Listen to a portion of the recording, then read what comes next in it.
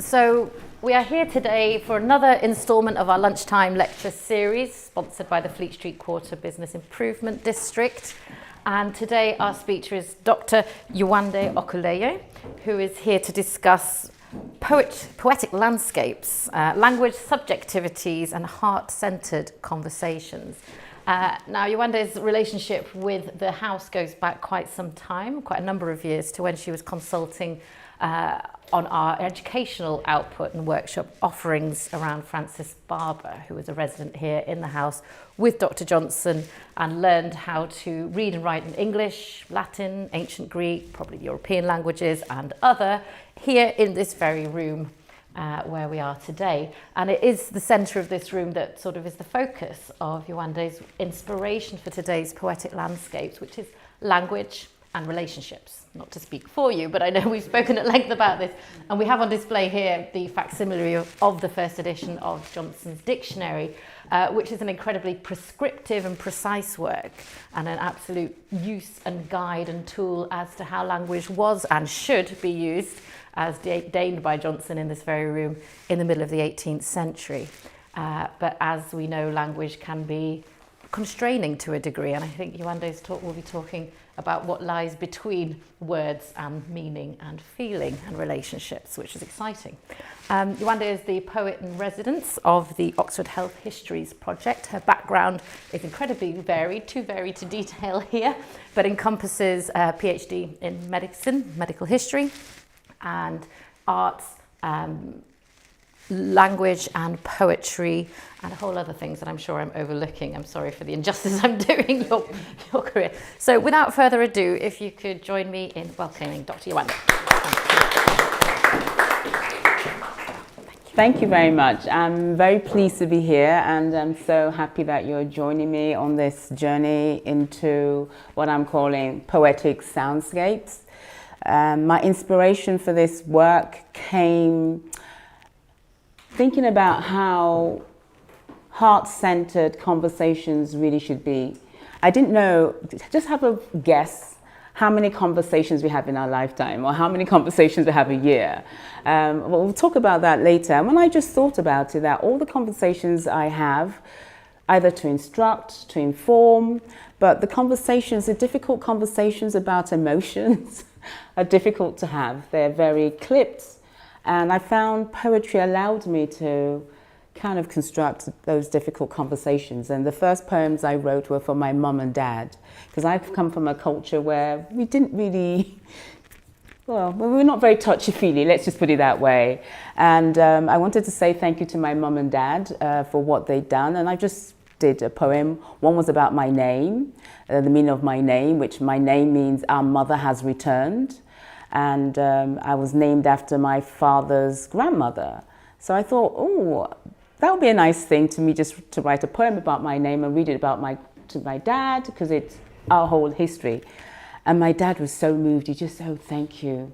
I love the work you do. Because he doesn't really understand what I do. My dad's an accountant, and it's just like, what? You know, he didn't really understand everything. And he said, I now get what you've been doing. And then the conversation with my mum was, I did something where I looked at epigenetics, and I could link, you know, my DNA to her DNA. And it was like, oh my God, you know, I'm a nurse and I now understand what you do. So it really brought us closer. And that was just, even though I'd done lots of studying, I found poetry was just so powerful to have those heart-centered conversations. So the beginning of this for me was, let me now see how I can use that in my work. How do I move away from writing structured essays, which I've been struggling to do all my life, to having another language? And that, how can that language be used for us in understanding everyday messiness of emotions? And Dr. Johnson's dictionary, as Celine has guided us, we do have language so that we all are on the same page most of the time, but sometimes there are things under language, things in between language. So as a starting point, I have put together a poem, but a poem where I use vocals and sound in a different way. And I'm going to play that. It's about 5 minutes. And another thing about language is how do we listen and what do we hear? And it's all really internal. How do we internalize that and how can we make meaning from that? So.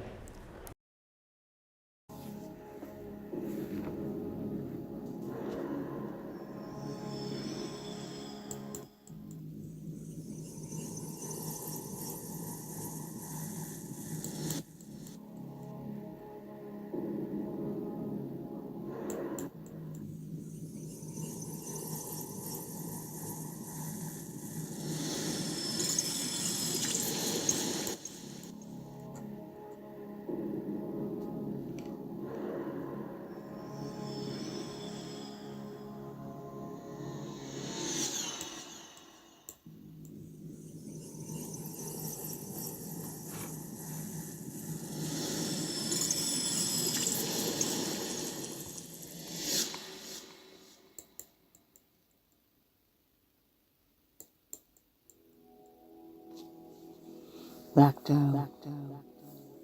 dough, rises. Black dough, rise from the surprise.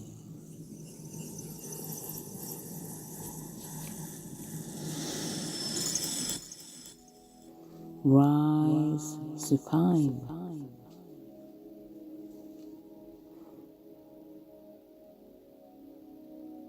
Rise.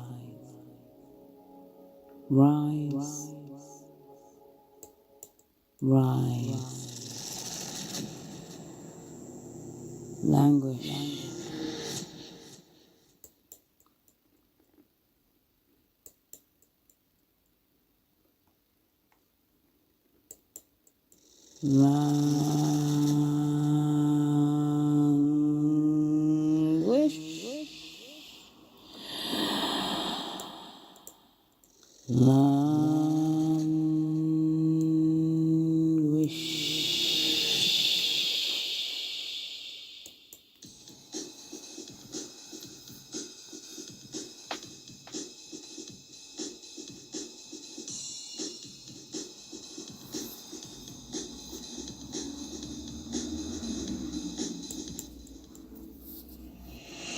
Horizontal, penetrating the soil to form roots to entangle with other roots. Slither and slide through the moist earth, in search of you, in search of me, in search of all of us, in search of eternity. Locked.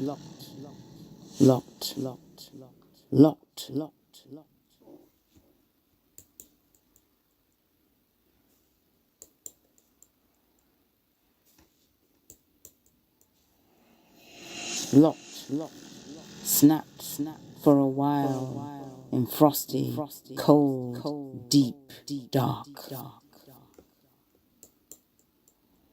Dark, deep, frozen, dark, deep, dank, darkness.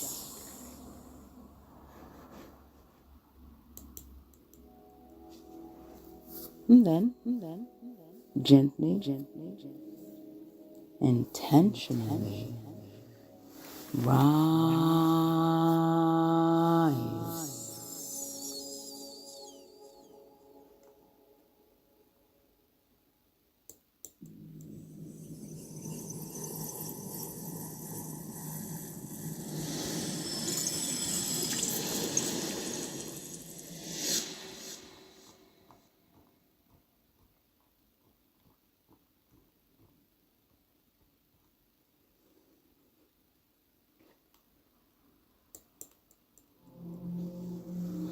Rise upward. Push. Breathe. Push. Breathe. Push. Breathe. Proper breakthrough. Rise, black dough. Rise, black dough. Rise.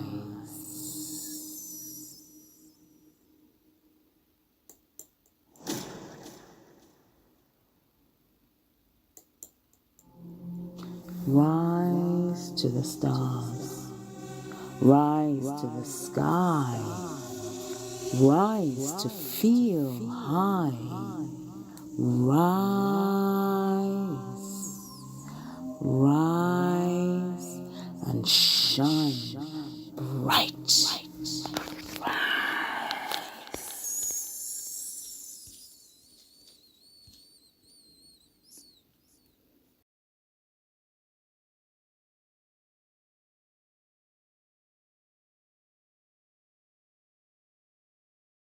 I want us to just take a minute. I think that was 5 minutes, 15 seconds.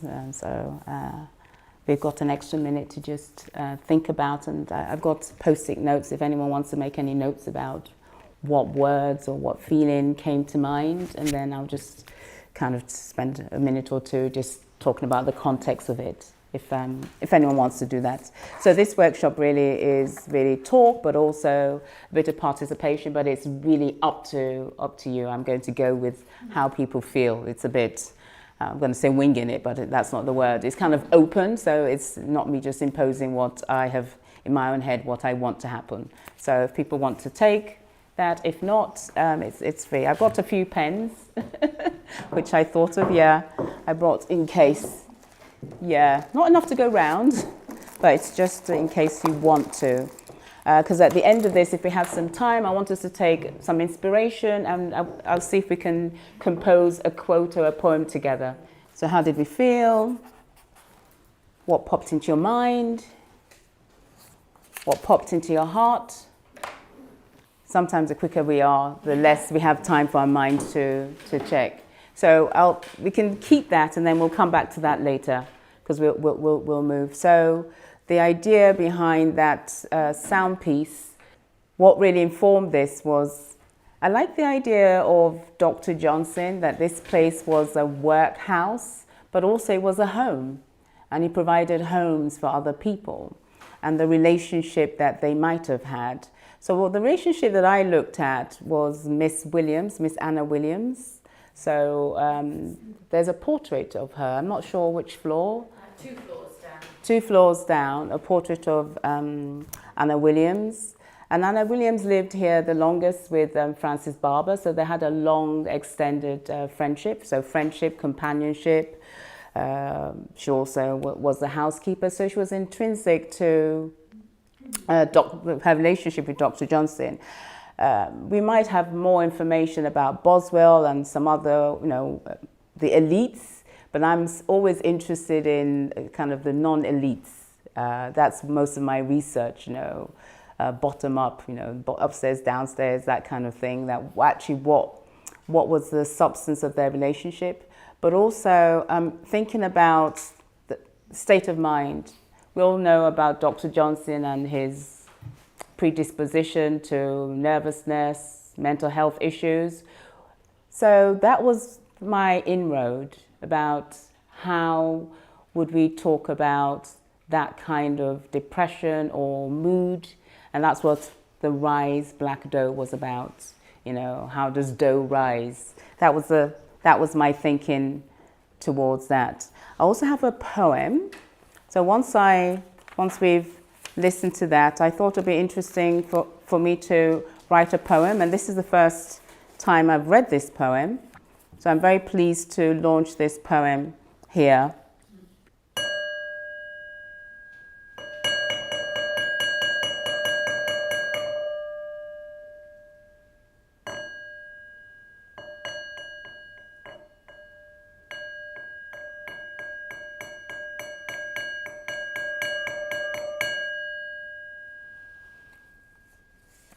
Time.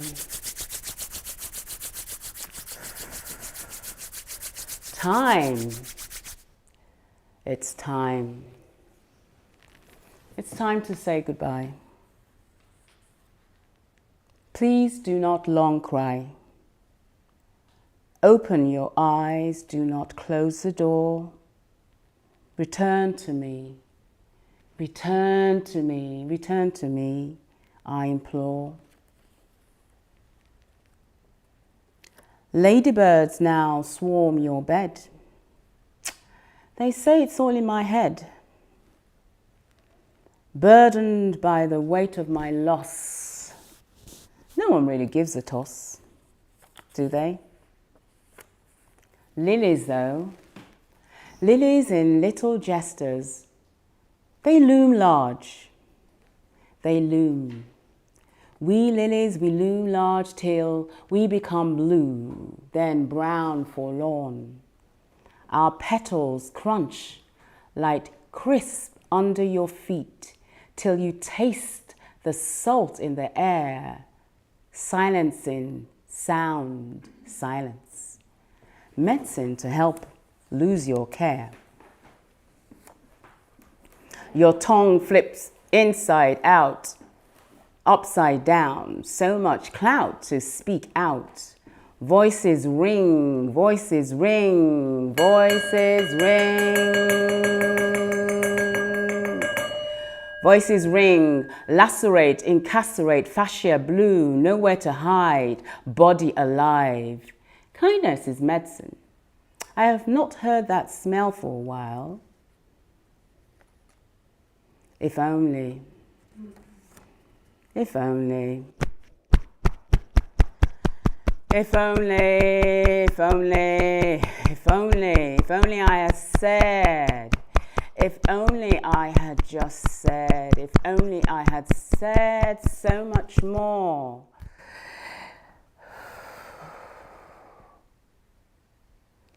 If only I had said so much more. If only I had said I love you when I look at the floor.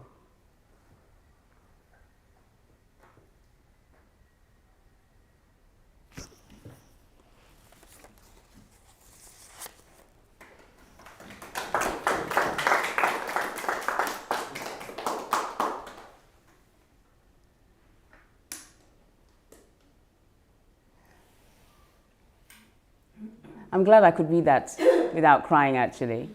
Because after I had written that poem, because sometimes I've got a colleague here who is an academic, sometimes we can really separate the head from the heart.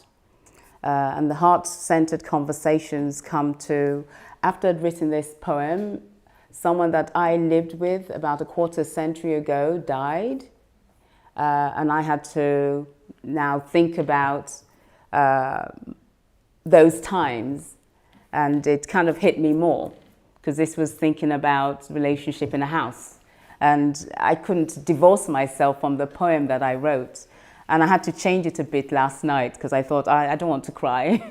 I'm a bit vain, I don't want to cry to be on tape, and even though with language there's some things we can omit to protect our vulnerability, and I did that in this poem in a way. So language itself is so complicated that even with a poem that I'd written, I had to remove myself a bit because there was a bit of death and loss that I had to confront.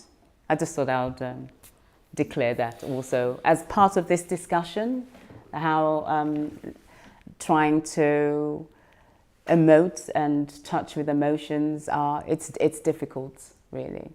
I would now like us to try, and I've got another poem that I can read, but I want us to see if we can play around with taking a word and taking a concept and putting something together and write a poem together, you know. And I'll start with something here, very simple. Things around you are falling apart, being torn apart, frayed at the edges. And I'd like us to start at that as the beginning of our poem. And we could just take a word, and we've got the dictionary here to say, well, what do we want to add? What comes to your mind if you think things around you are falling apart? Being torn apart, frayed at the edges. So it's all about disintegration. Do we want to take a word, disintegrate? I'm going to turn for help for you to say, to get us going. So we've got like 7 minutes to do this in 7 minutes and do feedback. And I'm going to ask you to time. And it doesn't have to make real sense in a way. It doesn't have to be finished. But let's start with something. Just some words, yeah. Just a word from that. What comes to your mind? I just thought things falling apart, being torn apart, frayed at the edges. Let's just start with a word and then we can start compiling something. The first word that came to my mind was depletion. Depletion. I like that. Depletion. When I'm writing, I always like to have quite a few syllables that I can play with because I play with rhythm in a way. So depletion. Empty. Depleted, empty. I thought of devoid. I always like starting with something and depleted, devoid. Let's get it dramatic. Defeated. Ah, defeated. Like a balloon. I'm thinking of the sort of lines like entropy or compost. Entropy, compost. I like entropy. So what's that? Everyone mushrooms. We've got so many words now. Like that. That's got a sense of renewal. Yes. Spores of memory emerging from the... I am liking this now. Someone take notes. Please take notes because my pen's gone. My pen's gone. My pen's gone. All this stress and emptiness. All this stress and emptiness. With that, it just shows how we can collectively just put something together. Does anyone want to read this? To read it to us so we hear a different voice? Things around you are falling apart, being torn apart, frayed at the edges, depleted, devoid, deflated like a balloon, looking for a home. All this stress and emptiness dissolved. Spores of memory flee the entropy chambers of my heart to return to the place where we started. Rest. So we've just done an improvised poem in a way so that we can begin to explore what actually that means in a way. If there are any questions really, because I think I've been doing the talking and then I might share just another poem with you, but if there are any questions. So when you do your poetry, you kind of make it in several dimensions by other sounds. Yes. Well, it's a big performance Yeah. rather than just reading. Yeah. Yes. So what I found with that was that there's a kind of hierarchy of what you take in. So you'll take in the sounds. The words are kind of down in that structure for me of experiencing it. And I just wondered, how you employ that when you compose things. Because I'm used to reading poetry on the page and having a very cerebral experience with it. Some of it might actually move me at times, but a lot of it is an intellectual thing. But yours is a sort of physical Yes. character. Yeah. Yes, that's what it's embodied. Yeah. Because, So that's, and you can, it's not a random thing because you've obviously got it through to me that I felt different levels in it. Yes, and that's, I'm so How happy. do you do that? Well, that's take you years to develop that, surely, or is it just a natural? I think it's a combination of two, because I started. I can be very cerebral, but the whole idea is to expand it so it comes back into to the body. Yeah. That's really, and I'm really glad that that's really my work is done. My work is done. Yeah. Yeah, that was very well phrased, actually. Yes. I'm glad. What I find interesting is I've always thought of Johnson's dictionary as a codification, which is what it's set out to do. When I look through it, I'm always looking for laughs because I look for his wit in it, that things that he describes, oh yeah, I've never thought of it that way or the way he expresses it. So that is a very intellectual way of looking at dictionaries and words, isn't it? But you've looked at words in terms of them being feeling. Yes, but it's expanding this, that we have the words, but there's some things that like the death of my friend that I can't, there's some things that words can never ever. You would be able to recall physical feelings. Yes, and those physical feelings are normally trapped. We're not equipped, we're not taught how to now take those physical feelings and get them out there. They can be trapped in our bodies for so long, for generations. So this enables us to try and unpick and disentangle how we might feel about something. And it takes a while for us to even know how we're feeling, or if there's even a feeling there, or what that feeling is. So when my friend dying, is the feeling I had was guilt, that I didn't go and see him when he was ill. And it's like, well, actually, how do I translate that? So it's like, okay, now I'm going to be very aware that I can do something if someone is ill. Even if it's like, I could have sent flowers. Now I'm going to be very aware about how we take care of the sick. And that's going to be part of my work. That how do we take care of the sick? It's not just, we can't be there. I can't physically go and see him. I couldn't physically go and see him, but I could have sent flowers. Then I thought, oh my God, I can't remember his flowers. And that's how lilies came in. I had to think. And it was, oh my God, yeah, when Diana died, he was talking about the lilies, and lilies were his favorite flowers. But I'd forgotten about that. So thank you so much. So that really is what this is expanding on, our language. And I really feel we need we need that language so we can have those heart-centered conversations, because it's part of our well-being. Yeah. You phrase that really well. I struggle to phrase what I do. I kind of tell people a whole page about what I'm doing. I started poetry. I've been writing poetry like, in the closet for a long time. I didn't call it poetry. I used to call them quotes. But I really started writing poetry when George Floyd died. Yeah, that's when, during the pandemic, I just thought I can't write I can't write. I was invited to write opinion pieces, and people were asking me, and I thought, I can't contribute to this in prose. That's how it became something, yeah. My wife's actually written quite a few wedding speeches for our friends who've struggled, They're not poems, they're just rhymes, about their life and so things she like that. always asks them for hints, about life's experiences, so she can put a poem together in a speech, They're people to read, they give me the information. That's amazing. And she's just, But it's nothing like what, it's something. but it's similar to what's going on now. They start with a few words or, whatever it is that you need to build a rhyming or a poem up, Yeah, they're narratives in a way. They're these personal narratives. So I would call it a poem. I didn't wait for anyone to tell me I was writing poems before I just said. I think I first called them performance, and then my friend, who's a Shakespeare scholar, said, Yewande, this is poetry. this is poetry, and you're a poet, and I'm going to commission you to write a poet about Anne Hathaway.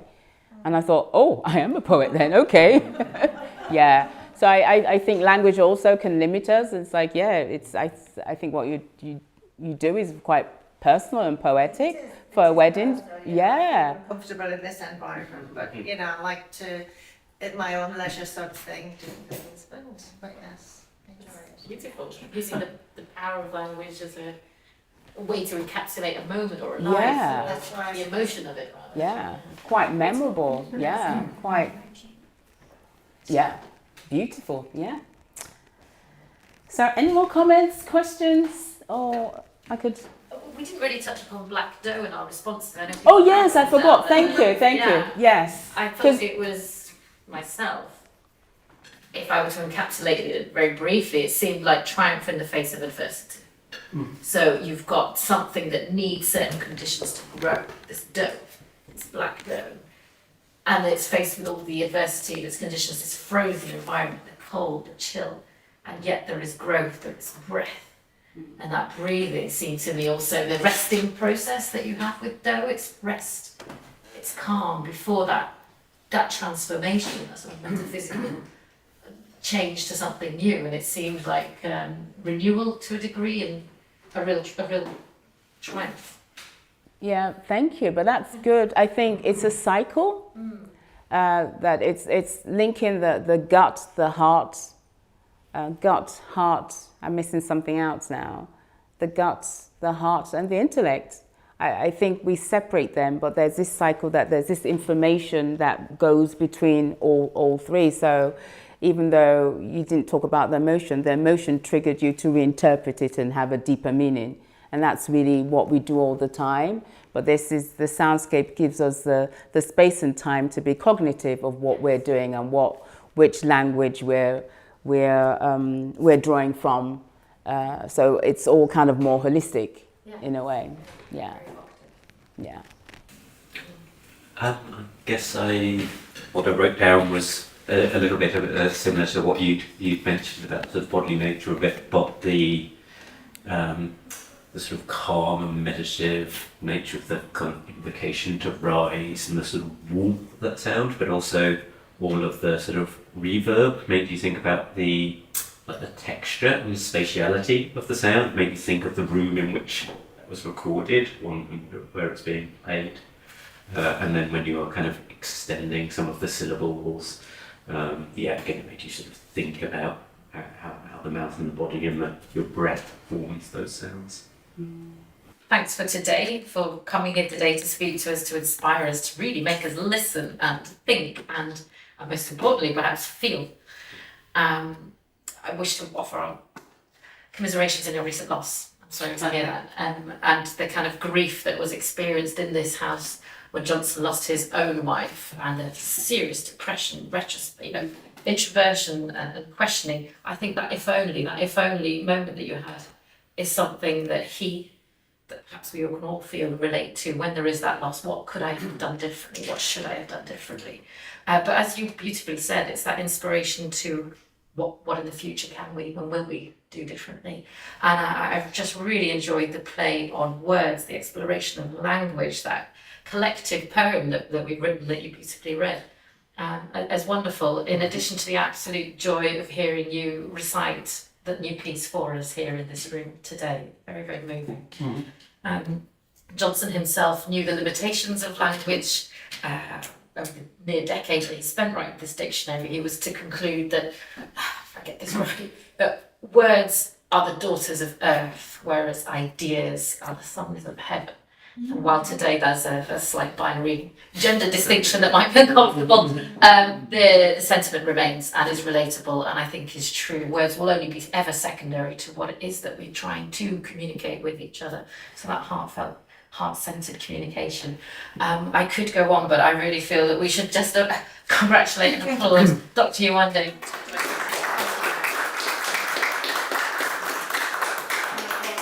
Thank you sincerely for inviting me to showcase this here. It's so emotional for me. Dr. Johnson's house is one of my favourite museums in London, and I'm so glad that every one of you could join me to create this new poem and new way of just being. Thank you. Thank you.